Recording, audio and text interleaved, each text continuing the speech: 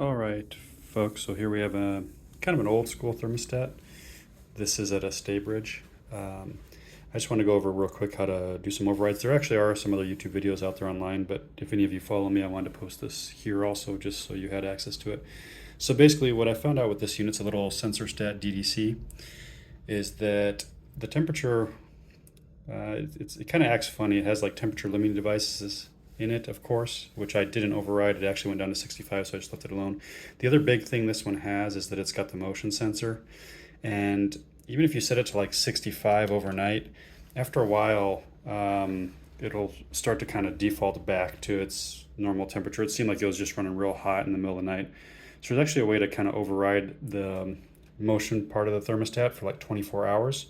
So just every night I came back, I just would reset it and override the thermostat like auto shut off feature, basically, where here was defaulting to 70. So I woke up the other night at 3 a.m.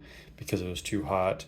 So to override that, apologies, this video is getting a little wordy, but to override it, basically all you do is hit the power and down arrow button. So just hit these two simultaneously and you just hold them down. See if I can do it with one hand here. Then it says BP, which is bypass. That's what you want. And I just hold it for like 3 or 4 or 5 seconds, something like this.